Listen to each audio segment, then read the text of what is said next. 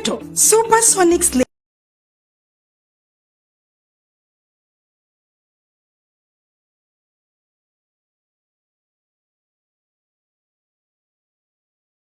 Tanola kabonam bantala bankol to bidding UK, Europe, USA, Canada, Switzerland, aning banku tumal mu beto na doku sone yata atariata akoita andung alanna yata. Gambia banko kan Supersonics leading kiral siyata katambinin tumal mu meti. Supersonics be banku tan sabani nani lato fata findu bankol to. Dung ila Google Play Store to wala ila Apple app sign ye Supersonics la money transfer app o download.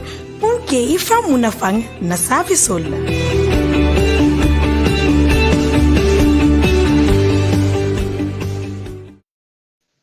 Yes, good afternoon. Afternoon. Yes, I said my meeting was going to take 10 to 15 minutes. Unfortunately, it took longer. Did we watch the video that I sent? Yes. Okay, what about it?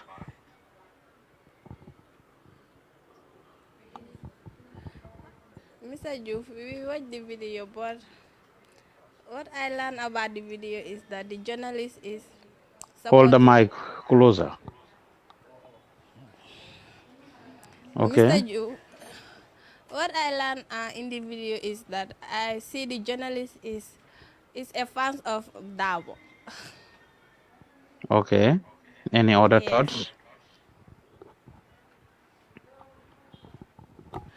Mr. Joof, Mm-hmm, it's our Gise.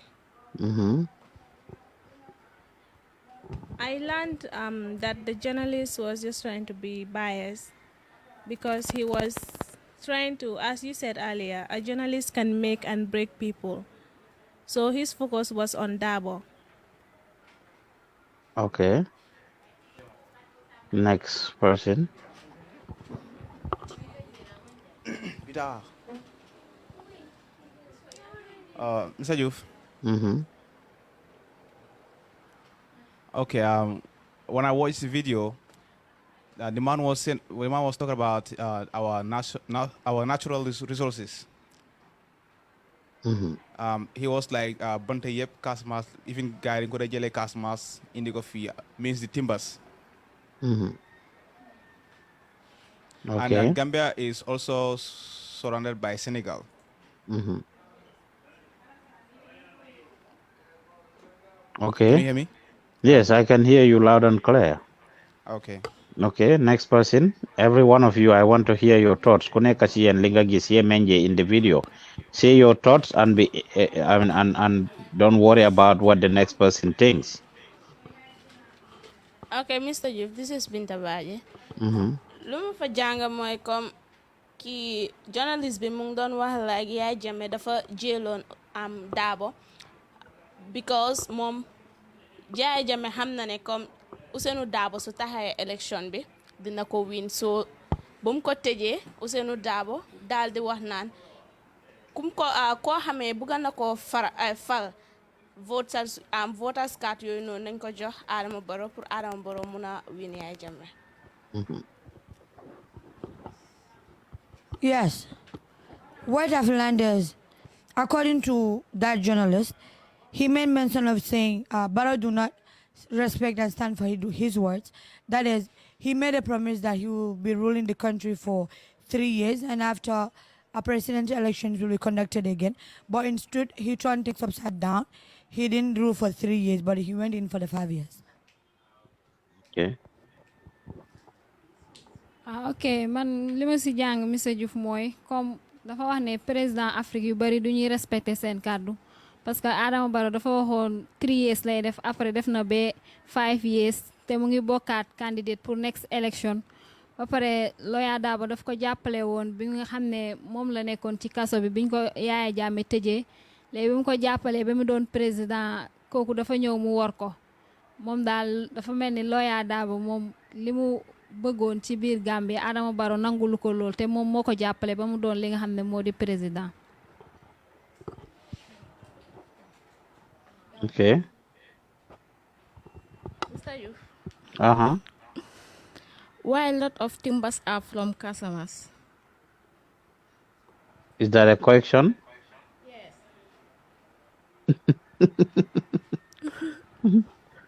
I don't think I have the answer to that question because I don't work in the timber industry, unfortunately. I don't have the answer to that question. Why a lot of timbers are from customers? That's definitely not the Rocky question. said he With can regards answer to the the video. question. Hmm? Mr. Joof, Hmm? let me answer her question.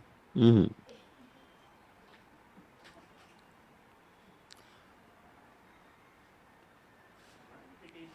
Okay.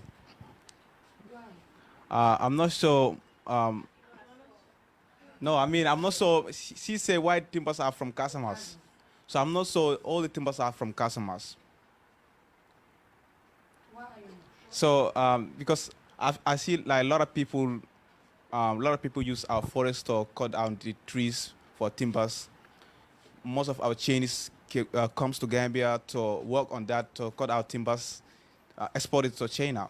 So I mean, not all the timbers are from customers.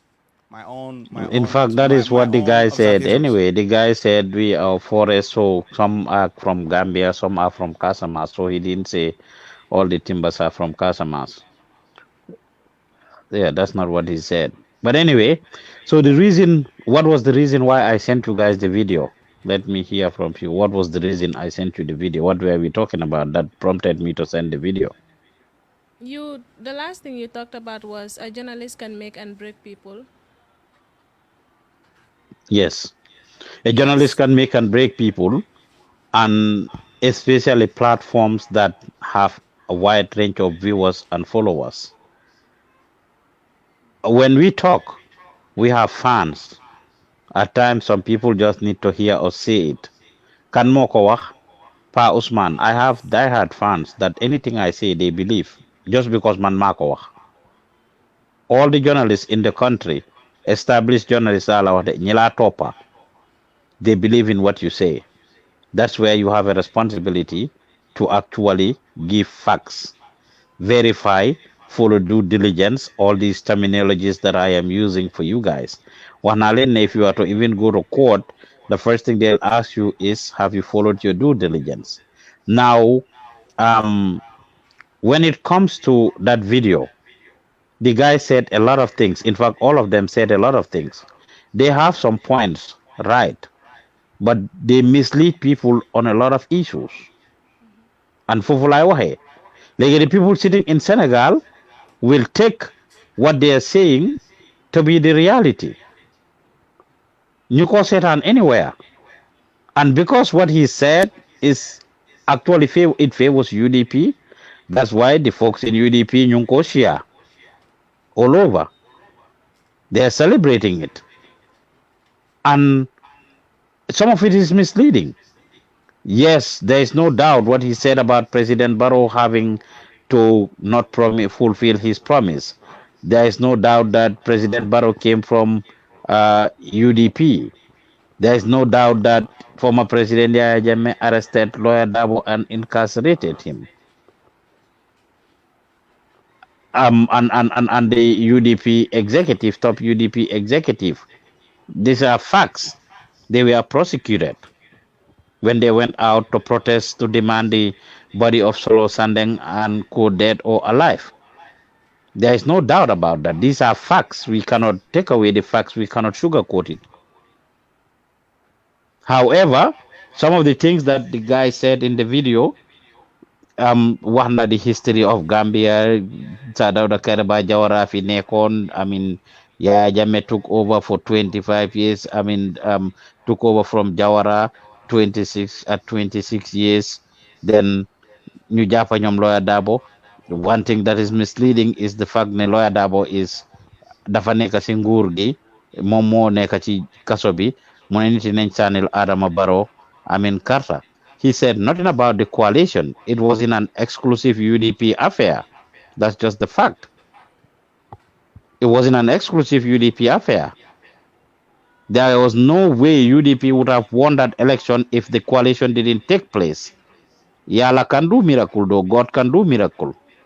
But with the way system was set up, ñoom Lawyer Darboe ñu jàppaleen in fact Adama Barrow alone going to campaign on behalf of a UDP ticket. If there was no coalition, there is no way. I mean, Yala can do miracle nag. But both end would hamna lu bopa antan. Nyaman do no ke. I alone ne kungo simen do ni no. Most likely, Lord Adama Barrow would not have won that election. So if Lord Dabo was the only one that told them to vote for Lord Adama Barrow, that alone would not have sufficed for Adama Barrow to win the election. Number two, Lawyer Dabo did not leave the government. He was fired. Ya baile. Ya baile. No matter what their disagreements are with Barrow. So he didn't present the story with facts, 100% facts. And you will see the journalists agreeing with him. The rest of the people, presenters. We have been doing this Vox Pop for the longest. Barrow or Dabo, who betrayed who? It's been coming out. People have been saying different things. Some people believe Barrow betrayed Lawyer Dabo. Some people believe Lawyer Dabo betrayed Barrow or UDP betrayed him. These things have been coming out from different sources, from different places. But the reality is, the journalist has said quite a few things that are right, but there are a few things that he said that are not based on facts. And as journalists, waruloy nyambas. You cannot go to a rally. It is attended by 50 people. Ngene 500 people nyoko attend. You cannot go to a rally. It's attended by 20,000 people, and you said it was attended by 2,000 people. You should not add or delete. You should just report as it is. Warulo se yoka, warulo se wanyi. Just say the fact as it is, and you should be fair and balanced. You should be fair and balanced. Is he right that President Adama Barrow, are they right about President Adama Barrow giving out his word to stay for 3 years and and continued for 5 and is seeking another term? Yes, they are right about that. And they are right about their analysis of African politicians wanting to stay in power forever and not wanting to give up. They wax niti loo xam ne duñ ko fulfill, telling people something mbamal leen suñ toogee, like President Barrow said, campaign is campaign. So a campaign mun nga wax anything. That's what he said. Not in America. When you campaign, you deliver on your campaign promises. When you campaign, you tell people lii ak lii ak lii laay def, and I will encourage all of you, yen ñi fa toog, outside of the class, I will not tell you kan ngeen a sànnil karta who you will vote for, but I will tell you, make sure you vote wisely and you vote for somebody that you think have your interest at heart. Yen ak seen family, seen interest. Politicians ñu ci bari ci ñoom, they will tell you, like I told you what Pame Nyanta said, suñ toogee foofu noonu du ngeen am access to them, and they'll be ruling your life. The decision they make will rule your life for the next 5 years. Li ñoo def mooy control seen life yéen ak suma life ak life yi ñeneen ñun ñu ooyee suñ boppa Gambien, because ñu ngi nii ñu ngi ñu disenfranchise. We qualify to vote, we are told not to vote. ñu ngi ñu xañ voting, xañ nañ ñu constitution bu ees. Security dëkk bi gis ngeen ne the country is not secured. You see how hard it is when it comes to food and everything else. So des na si yéen nag decision si politician di make mooy determine seen life o ñàkk ko decide. Ñun America gi nekk nii, every month they give money to families. Ku fi am doom dañ laa jox xaalis pour sa doom yi. Gis ngeen lekka yi ma nekk di joxe. The government right now is doing everything possible, bailing out, businesses, pharmacy. ñi nekk si every type of business ñu ngi am bailout. So the decision that the government make is going to affect your life. Therefore, you should make sure you vote and vote wisely, not based on tribal lines, not based on sentiments, not based on connection or family ties or whatsoever. loolu dinaa leen ko wax duma leen wax nag kenn ngeen a sànnil carte albe carte o fay la jumale but make sure you go out and vote wisely because the person you vote for will be controlling your life for the next 5 years seen decisions yi so ñàkk a vote is equally a crime in the sense ne you are nge empower nit kuy ki sànni yaa nge disenfranchise sa boppa so coming back to following due diligence, verifying information, and making sure that we follow through with whatever is happening. Mr. Joof. Later by 2 o'clock, Maimuna will be here. They should be moving to Kandilai.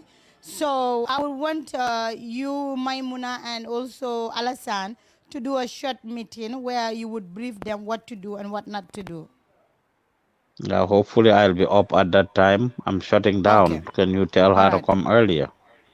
Yes. All right. Go. Thank you. Yusuf Ando. Yes, so it is important you verify things before you say them. It is not okay for you guys to be making mistakes or for journalists to be making mistakes, expensive mistakes for that matter. In 2016, country bi tuuti mu suux ngir IEC making a mistake. Yaya Jammeh had agreed and considered defeat. D'accord tale ko Barrow ya gañeele nangu woon na ne Barrow win na ko. The whole thing turned around when IEC came out and said ne dañ make a mistake si voter counting bi. So as a journalist, you should not take things lightly. I had this conversation with Aissatou Koli yesterday. She's not here today. When she went and covered this project from President Barrow, and wrote a story on it. The story she wrote about the ambulances in Don Johe, she said, 80 ambulances la President bi wara joxe nañ 25 tey, joxe nañ 20 last time, joxe 25 tey, and it's left with 10 ambulances. I'm like, wait a minute. Joxe nañ 25, 20 before. They gave out 20 today. And you say total how many ambulances? She said 80. And how many are left? Mune 10. Does 20, 25, and 10 equals to 80?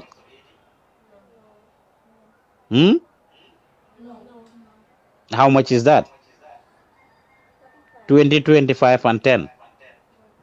It's 55. Okay. How much is left for Muneka 80?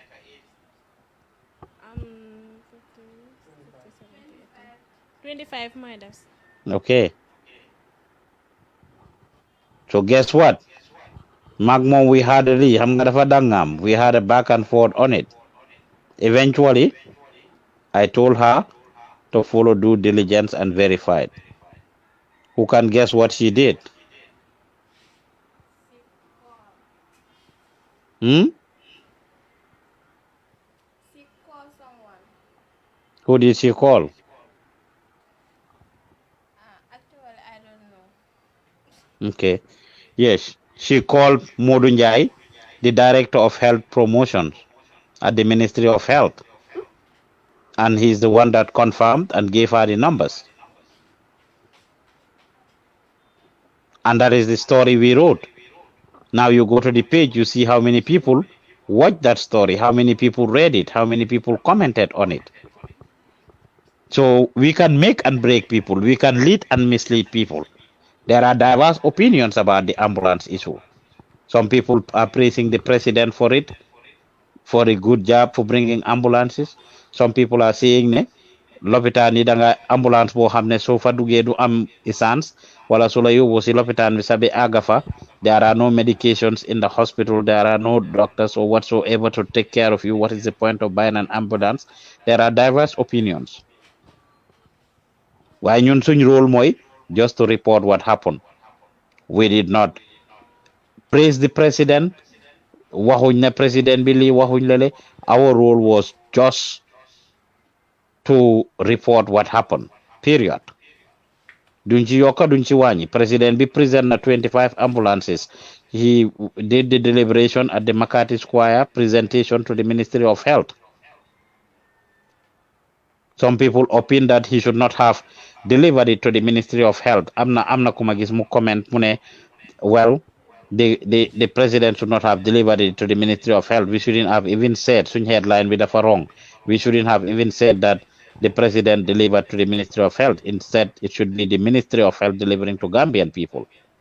Some people said then is because Gambian senior gender lulu is bought with Gambian taxpayers' money. That is their opinion. So we are not supposed to be sentimental. Them the tontu guy no waxulen li sen headline bi dafa wrong ñu nekk fofu di tontu wante guy ni be ñew sabala honey. So it's important that you verify your information and avoid making mistakes. And that is why, just like we're having this class, Manglena Ojngen Deglu by hell. When you go for any coverages, you are not just supposed to be going there and sitting down and not listening while the Wata and accent colleagues.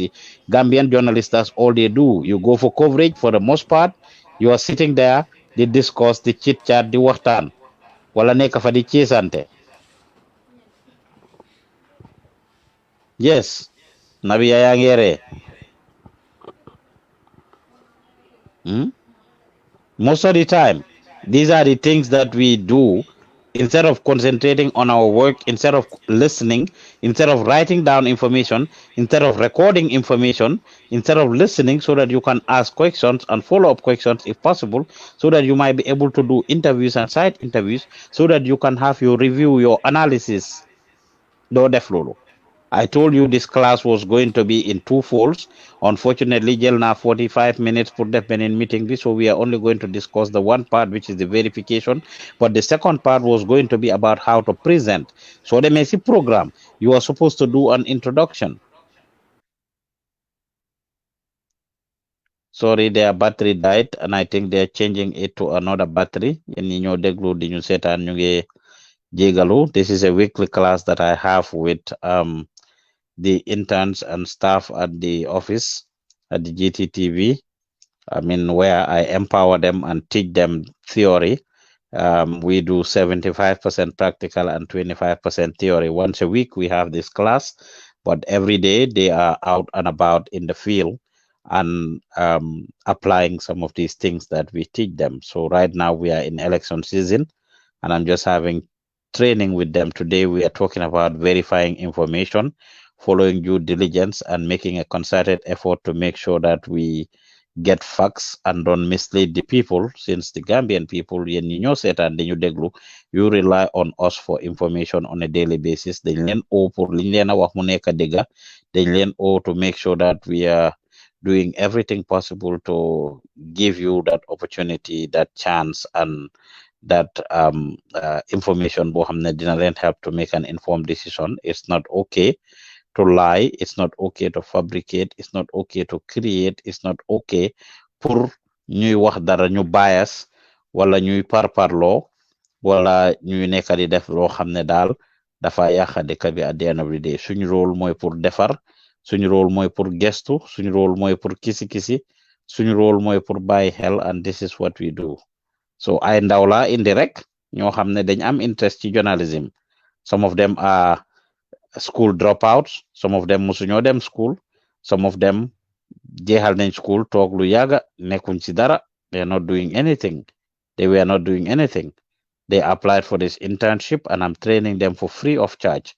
1 year training for free of charge, and we are teaching them the different things that they need to know to be journalists, at least giving them the opportunity for them to be able to excel. ñoo xam ne am nañ interest pour jàng multimedia related skills. I guess they are coming back now. So we've had the class. This is the second phase of the class. We've been on it for a minute, and now we are continuing to train them. So this is what I do. I take pride in doing it. Cut my sleep to actually do this with them, to have this class. So it is very important. We are back hour. Can you hear me? I cannot hear you guys now, though. Is the mic on? Is the mic connected? Whoever is controlling the gig, can you make sure the mic is on and connected?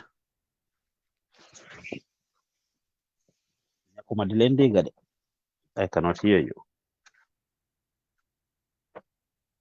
You can hear me.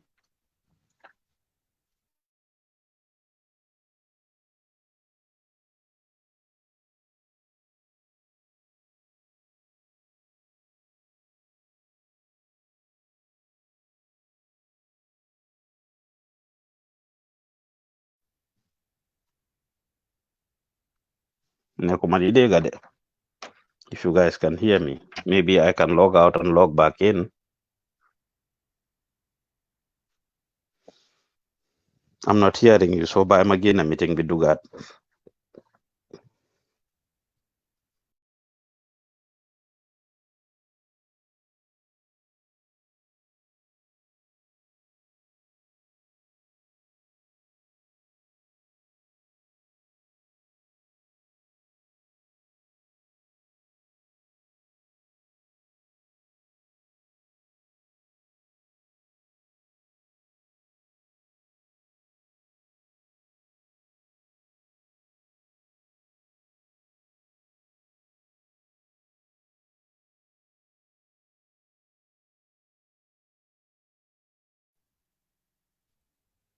Hello? Well, I cannot hear you folks. Let me restart my phone then, and I'll call right back. That's what I did the last time.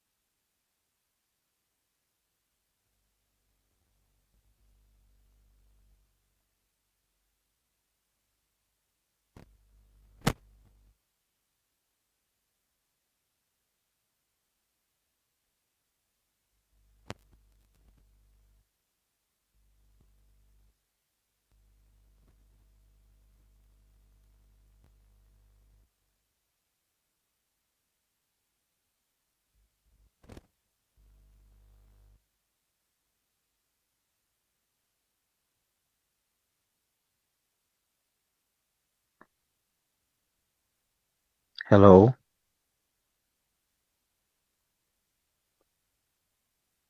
Hello? Well, I cannot hear you. I still cannot hear you, so can you check the settings?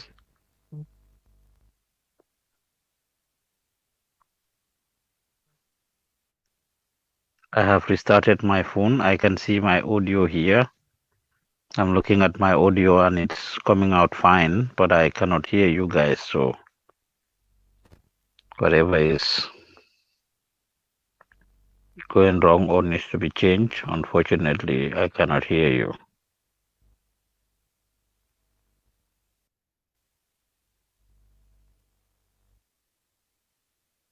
Is anyone talking? You may have to keep on talking so that I can realize if it is coming or not.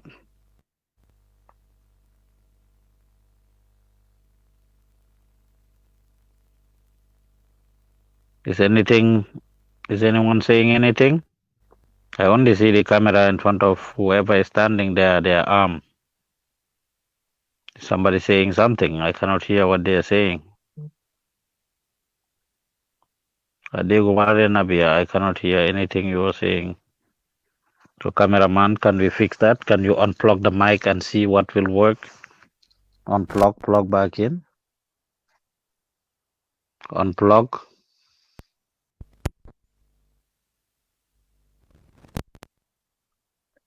Diego Mugere photo, I can hear some noise but no voice yet, so keep messing with it.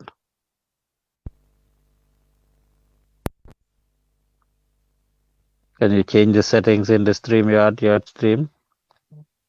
Can you change the audio setting?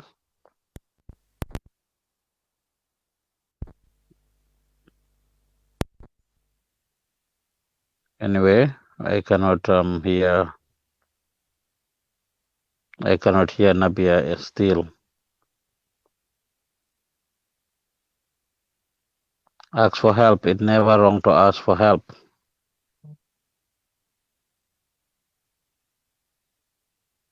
If you cannot get it, ask for help.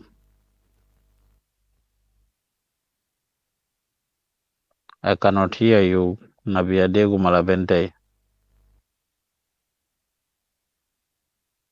Malan,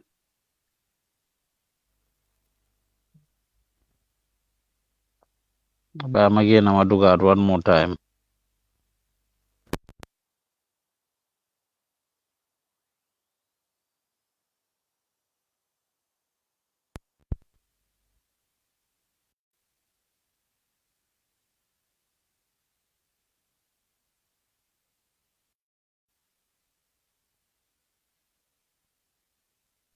Nekumadi Degade.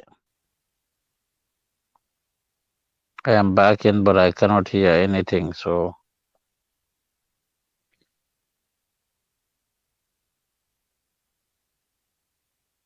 I cannot hear anything.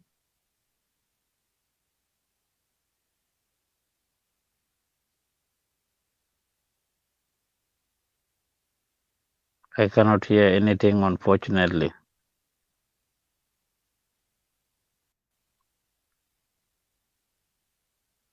If I'm not hearing, the audience are not hearing, and the meeting is being recorded for future users, for future interns and others can watch it. So if I'm not hearing you, they cannot hear you either. Unless you end the meeting and start another meeting again, if this is giving you trouble. Because it was all fine until you change the battery. When I saw your battery dying, I'm hearing some noise, so we're making progress. Can we unplug the mic altogether and see?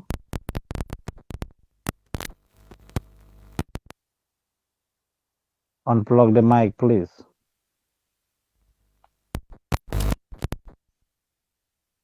Mr. Joof. Yes, Mangla Dega Legi. Wow, defaral nañu ko waa. Thank you. Aysatu moo fi jaar. Mr. Joof yaa ñu dégg. Yes, Mangla Dega, Ok. yes. Déedéet. Ñu ngi dégg moom su waxee dañ ko dee dégg. Waaw. Well, I can hear you. Can you hear me? Yes, we are hearing you, Mr. I said, Joof. Ture, what did you do? So hold the mic and talk. What did you do? So that others learn from it. Is the cable, nutra sa the mic, nutra the wireless mic cable, Mm-hmm. and the yard stream live, nutra settings be. Mm-hmm. Huh? Hello? Yes. Yes, your image is overexposed. Who is behind the camera? Bintu, let me help her. Okay. Well, you are trying, Bintu. Okay. Your image is a little overexposed.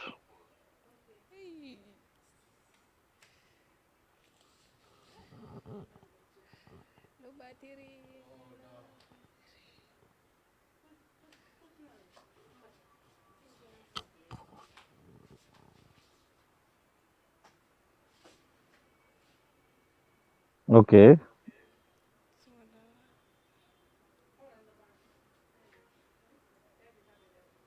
Yes, it's getting better, Aisatu. I'm glad you figured it out, Aisatu, that the image was overexposed. That's perfect now.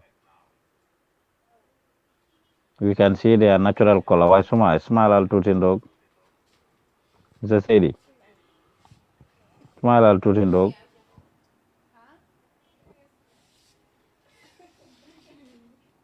Okay. Aisatu, what did you say you did? Mr. Jove, good afternoon. Yeah, what I did was they were trying to. They were trying to bring the audio. Then I found them their settings on the Yeah. stream. That's Mhm. where I helped them to and the wireless mic cable be. Okay. Wow. Okay. So is the yard stream setting that was not Yes. aligning Yeah. Nekuton? It was not picking from the mic. Yeah, and also the mic cable be. Hmm. Okay. Thank you very Yeah. much. Thank you. So fan lañ From this amoon. place, we are from this place. What's the name again? The conference hall. So I don't know whether we should be airing the project right now. Or Yes. As soon as we finish, we are almost finished. oh, okay, okay. Yes. Yes. What fan lañ amoon danta no mintole.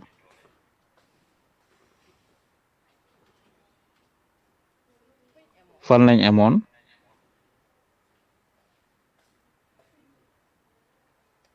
Can we talk, guys? Time again, them. Can we talk? Whoever is talking, hold the mic, please. Can we talk? You said we to discuss about 2 topics, but due to the time delay, we will talk about 1 topic. That is the verifying. You were adding more stuff on it. If I Okay. can recall very well. Yes. So we are going to summarize the class and end it here. But the takeaway message should be to verify whatever you are going to do. As a journalist, you can make or break anybody. Waxoon naa leen ngeen binda loolu. You can make or break anyone as a journalist. Therefore, you cannot be going for coverages and be sitting there just the waxtaan. You need to be, as a camera person, watch your camera, listen to your audio, make sure it's coming out right. It's not okay ngeen dem coverage ba ñëw both the journalist and the cameraman ñu ñëw ne ma amuñ audio. Just last week happened na. A good number of you go for coverages, you come back, your audio is not good. You need to be able to listen and follow your due diligence and follow through and verify information. So need waxe dara at a meeting or at a conference that you are attending and you are not sure, once they finish, you can engage them or engage the next person and ask them, "Dega na nga wax lii ak lii, can you shed more light on it?" And that is why it is important that you write things down. Take along a book, take along a pen and paper, take along your phone. However, you are going to take notes. If you go for coverages, waruloy dem rek talk fufu nonu, you should be able to take along something to write on. That way you can take your notes. It doesn't have to be a big book like you are bringing here, but it could be a small book. It could be your phone you're going to take notes on. You could be recording. We have recorders here. You are going with a camera person, you record the camera, and when you come back to the office, you can watch it if whatever you are going to do, but you need to verify. It is not okay to go places and just sit there, neka di kabudu kabudu, neka fufu nonu, di kesante. Yes, nekk foofu di bàyyi xel xale jigéen yi masi rokki gi, right? You cannot be doing that. We are supposed to be paying attention to whatever is going on, listen and watch and feel the environment. You should be able to report anything and everything that is there as long as it doesn't have a recipe to create violence and bring fitna into the country. Lépp luy indi fitna si dëkk bi dañ ko war a avoid as a journalist momo fengo fen si fitino samba nan banko kan ñanta avoid lale fengo fen si fitino samba kan nang waaye lépp lu waay wax wala lu waay def si loo xam ne it's not going to cause violence, it's no recipe for disaster, you should be able to showcase it without fear or favor. Su dee lu boromam wax la indi ko nim ko waxee. Just because you don't like it doesn't mean that you should not bring it. You should hide it. You should say exactly what you see. Ya moy ñameng ning ko déggee. And in fact, that's why it's good you quote the person instead of just saying ne lii moo xew wala lele moo xew. Quotal boromam ne lii la boromam wax. Right? So we need to verify things. You cannot just imagine ne oh kii 500 la wax te fekk 5,000 la wax. You should not just imagine that this person says $50 is when in fact they said 500.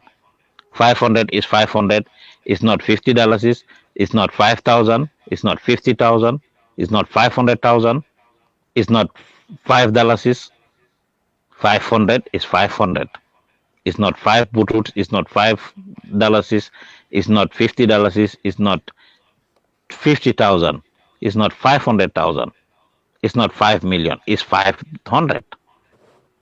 So su nit joxe $500 waxal ne $500 ay wole di. Su nit waxee ne Musa Yali Bachili or Mama Kande won the presidential election by 10 votes. Waxal ñu ne win na by 10 votes. If you go for election coverage and it is attended by 10,000 people, say it's attended by 10,000 people. If you go to a polling station and you see only 5 people there voting, tell us it's only 5 people who voted. Now what will happen is today 5 people have can you vote? IEC ñoo génne results yi 10,000 people. We can verify. We can say ne this math is not adding up. Ñun biñ fa demee lii lañ gis ntele ñi ne je. So menketa wo damma yita mulla. Kana fen lafaje, kana fen talaje. Wax ñu lu xew, verify your sources. Des na si yéen nag su ngeen fi toogee nag as journalists you sit here and you don't verify stuff lu ngeen dégga rek ngeen ne loolu la wala ngeen dégga rumors ngeen ñëw def loolu seen reality. You will be disappointing yourself and disappointing your profession. So hopefully moving on, anything you guys hear, di ngeen ko jéema verify and not just fall for the cheap popularity or cheap news that is circulating on social media. Li nekk social media might not be the reality. It might not be the reality. It might not be the reality. So this is the class for today. Any questions, comments, concerns? Any question, comments? Mr. Joof, I have something to say. Okay. Ok monsieur Diouf lu ma bëggoon laajte comme su fekkee da nga dem si bureau de vote yi comme par exemple fekk nga ñu commencé ba pare yow xamuloo lim bi commencé sa kanam léegi yow nga ñëw nga door sa interview léegi ndax yow am nga right nga laajte waa IEC pour ñu wax la lim bi nga xamante ne ñooñu ñoo jot a voté pour nga xam lan nga war a boole ak li nga fa fekk pour nga lim boobu noonu. Yes, you can ask any question. No question is dumb or stupid. Ndax ki nga laajte xam na information bi o mun na lam ko tontul is a different story o am na ndigal pour tontu ko. In fact ñi nekk si polling station si ñu bari si ñoom they are not allowed to talk. ñu bari si ñoom they may not be allowed. You can talk to the people voting, you can talk to the people that are there as the officials si ñu bari. The institution has a spokesperson and it's the spokesperson who should talk on their behalf. However, that doesn't mean they may not be able to. Maybe jox nañ leen digal. Maybe sax ñoom xamuñ ñu tontu la. Dina am place boo dem boromam xam ne moo warta def lii wala xamut ko nga laaj ko mu pararali wax la lim laa wax yëpp loolu du sa problème moom problème am la. Yow mun ngaa laajte su la nangoo tontu na la tontu. Like police officer mun naa ñëw ñu arrest kenn nga ñëw laaj ko naka nga tudda kii kan la nii lu tax nga arrest ko mu pararali wax la lim la war a wax yëpp. Su saaganee dina am problem. Yow you can go and air everything he tells you. Du sa problem ñoom ñoo war a train seen staff yi ñu xam ne dañ waru ñoo wax.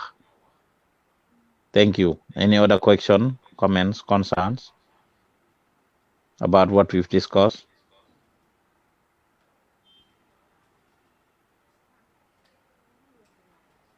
Mr. Silla, what have you learned?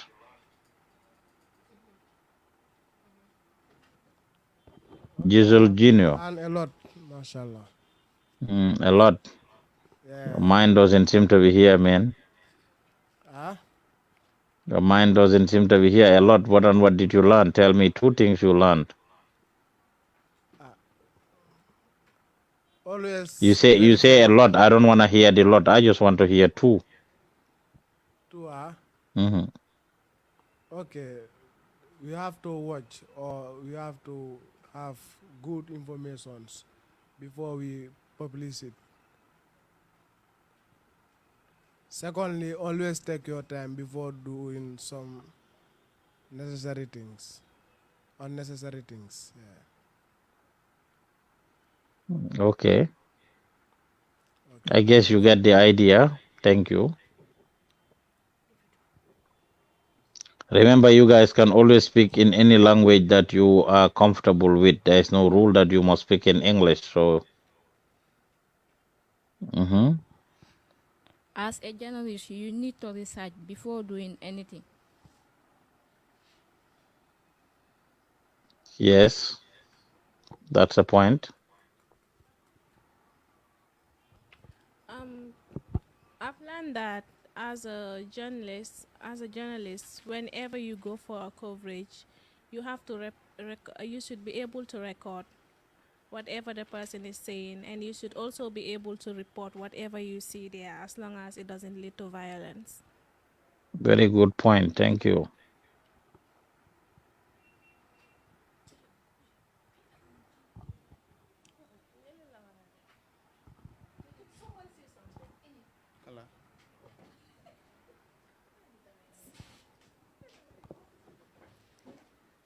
Mr. Joof, lu ma jàng mooy comme like soo leen àndee ngeen dem feena daal nga xam ne comme da ngeen war a interview nekkul ne comme yow am yorewuloo caméra wala warloo interview foog nga jóg yow tam nga liggante fekkee yaa ngi yoree fun sax mun ngaa record lu gaay wax mais bi nit ki mun naa am mistake yow yaa ngi yoree record bi. Right. Very important.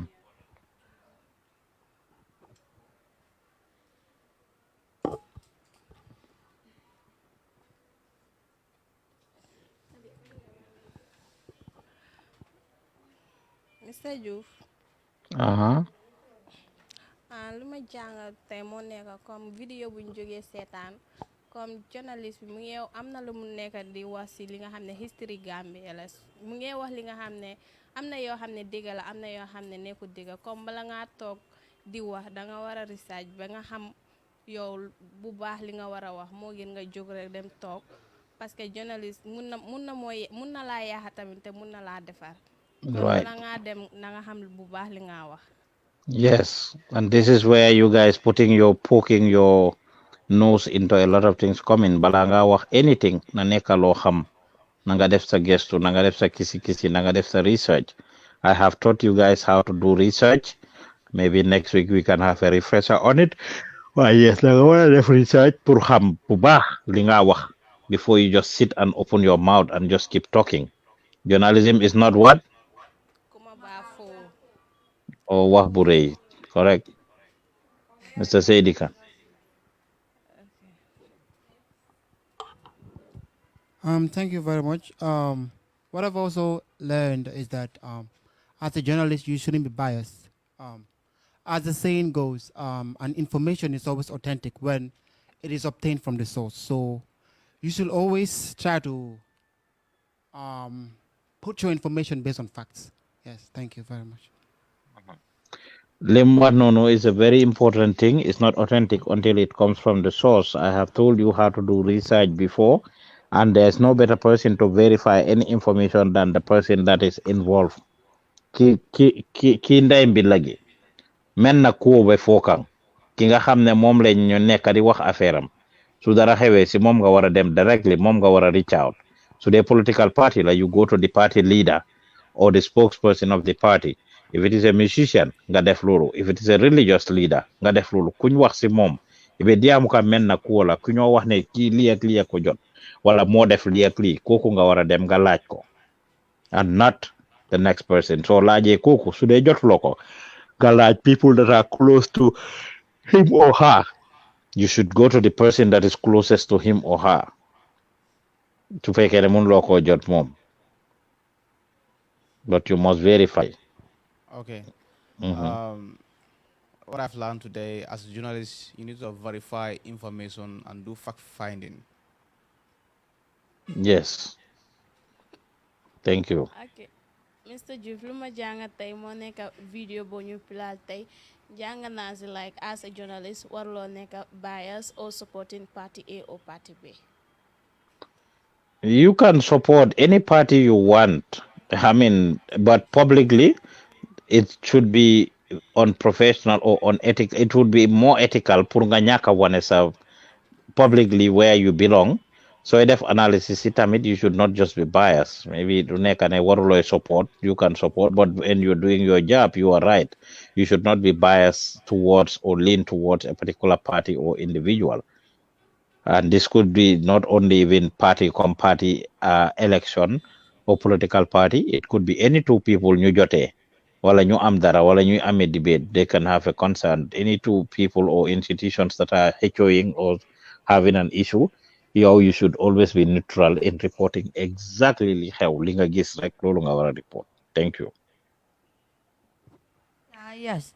My takeaway message is, as a journalist, we should follow due diligence by making a concerted effort into any information that we are about to publish. Yes. So I forgot to tell you guys, when we say make a concerted effort, it means making every effort. Def sa kemtalay katan ke kato dango ke kaje ko isulata men na ya sotole. Going directly to the source. Going directly to the source. You are not going there to get the information. Whether you are dealer or ima dealer, you also make a effort rek lo a protect na la.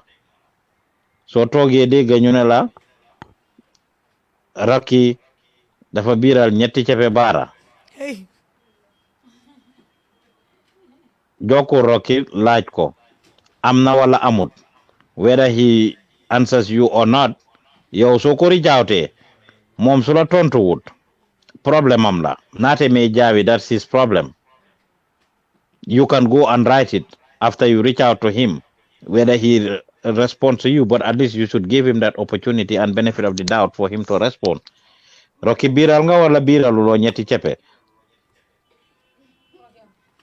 su ree rek nga wax ne laaj nañ Rocky bot dafa ree rek, su jooyee ngene laaj naa Rocky bot dafa jooy, su la buddilee ndey ngene laaj naa Rocky mu buddil ma ndey mu saaga ma ay nenne, su la mbéjee laaj naa Rocky daf ma mbéj. However he responds to you, like right now he's only laughing. Rocky da nga biral wala biral loo ñetti cepe? He's laughing. So what we say is, gis ngeen ko laaj nañ Rocky, dégg nañ nag ne Rocky dafa biral ñetti cepe baara, ñu ko laaj waaye tontu wut, ñu mu ngi ree rek. Rocky ngi téye suñ mic bi ne ko di wax am Rocky biral na ñetti cepe wala biralu ñetti cepe, ñun loolu lañ dégga waaye Rocky daal nanguuta tontu. You just describe what is happening. Rocky da nga biral wala biraluloo? Laajaat nañ Rocky ndax dafa biral ñetti cepe wala biralul. Léegi Rocky nekkul di tontu nag, nekkul di ree tamit. Waaw commencé na di muñ, mu ngi muñ. Rocky segana, ok, joxe na mic bi, delloo na mic bi. Rocky mu ngi ree. Fat Sabally, are you concentrating? You don't seem to be, because if I was talking about Rocky, I'm describing him, I expect you guys to look at him. Was he reacting? Was I saying what he was doing? He is laughing. Yes, whatever he does is what I should report. So whenever you are told something, you just ask. So your role is just to ask. Whether the person respond to you or don't respond to you, whether they are positive or they are negative, luñ def exactly menke ite ñanta o drone ne fola, right? But at least your role is to ask Rocky, mom lum la tontu, rek lolu la. Does that make sense? Yes. The point I'm trying to make is you are not supposed to expect ne dina la wax yow li nga buga. Ite la fita ñinin karo menna. Dan ko laaj nda biral na wala biralut. Ya ko wax wala waxuloo ko. Maa ko wax wala déedéet waxuma ko. Ya réeb wala réebuloo. Ya sàcca wala sàcculoo. Ite le suñaaroo ke fo man suñaaroo ke. Right? Ite la lipa fo ma lipa. Right? Ite la fo ma fo. Na koy hante la fo iko nga ñine moy de bari nga te ñinin kaale akaye ñine fo. Lii lañ dégga de biñ ko laajee moom lii lañu tontu. Lim la tontu rek yow loolu nga fa war a def, warloo see yokka warloo see wàññi. Right? Am I making sense, Awa Gise? Okay. Any other question, comments, concerns?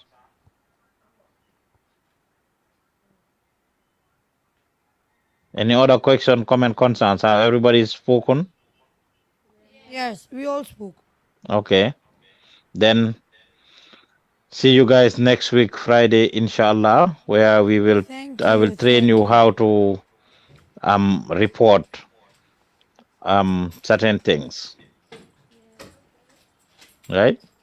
All right, how to cover an event. Thank you guys very much. Bintu Singate, thank you for the camera work. You did good. It's Bintu Singate. Yes, you did good, Bintu. And Seyna Musane. All right, thank you very much. You're welcome. Ni laftaka kodo mutaka bonang UK, Europe, USA, Canada, Switzerland ani nyimbanku to malmu meto. Supersonics le itadulate. Anada di masanji jama Gambia bankoka ise kodo tano le ibe dawo da birin karton fokoina andung batatije. Hade batatije ise kodo tano le ka bonang bantala bankol to birin UK, Europe, USA, Canada, Switzerland ani nyimbanku to malmu beto na doku sone yata atariata akoita andung allanna yata. Gambia bankokan Supersonics le dinkiral siyata katambinyin to malmu meti. Supersonics be banku tan sabani nani le to fata findu bankolto dung ila Google Play Store to wala ila Apple app sign ye Supersonics la money transfer app o download pour que ifa munafang na service la.